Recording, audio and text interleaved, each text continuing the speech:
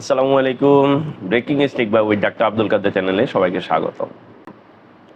মাঝে মাঝে আমরা বলি ছেলেটা অথবা মেয়েটা খুব ইন্টেলিজেন্ট, অথবা তার আইকিউ কম, অথবা সে একটু বোকা, অথবা সে একটু চালাক, এ ধরনের কিছু একটা। আইকিউ জিনিসটা কি আসলে?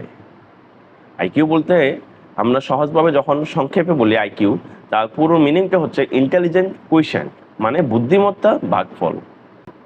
এই বুদ্ধিমত্তা জিনিসটা কিভাবে বুঝবো? মানুষের মানসিক বয়সটাকে যখন তার স্বাভাবিক বয়স দিয়ে ভাগ করা হয় এবং পরবর্তীতে 100 দিয়ে গুণ করলে যে ফলটা আসে, সেটাই হচ্ছে যে আপনার আইকিউ রেজাল্ট। এখন প্রশ্ন হলো, এই আইকিউ রেজাল্টের নর্মাল ভ্যালুটা কত হতে পারে?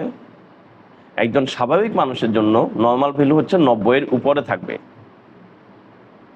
কিন্তু এটা মেজারমেন্ট করা এত সহজ ব্যাপার না, যেহেতু এখানে মেন্টাল এজ অথবা হচ্ছে যে মানসিক বয়সটা গুরুত্বপূর্ণ। মানসিক বয়সটা নির্ণয় করার জন্য আপনাকে অনেকগুলো স্টেপ পার করতে হবে। সেখানে কিছু আপনার মৌখিক পারফরমেন্স থাকবে, কিছু হচ্ছে যে আপনার নলেজের পারফরমেন্স থাকবে, সেখানে আপনার প্র্যাকটিক্যাল কিছু এক্সপেরিমেন্ট, প্র্যাকটিক্যাল কিছু কাজের ফল তারা যোগ করবে। এই জন্য আমরা সহজে যখন অন্য কাউকে তার আইকিউ কম অথবা তার বুদ্ধি কম এভাবে বলে ফেলতে পারি, এত সহজে বলা ঠিক না। কারণ আইকিউ জিনিসটাই অনেক জটিল একটা প্রক্রিয়ার মাধ্যমে যায়। একজন সাইকোলজিস্টকে যখন আইকিউ টেস্ট করতে দেওয়া হয়, অথবা একজন রোগী যখন আইকিউ টেস্ট করার জন্য সাইকোলজিস্টের কাছে আসেন, মিনিমাম আপনার 2 থেকে 2.5 ঘন্টা, কখনো কখনো বেশিও সময় লাগতে পারে। সুতরাং এটি একটি জটিল প্রক্রিয়া।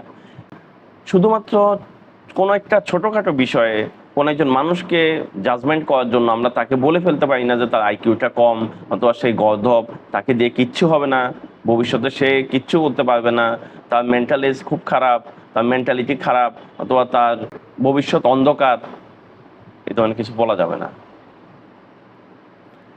পরবর্তীতে আমরা আইকিউর স্কোরিং সম্পর্কে জানবো।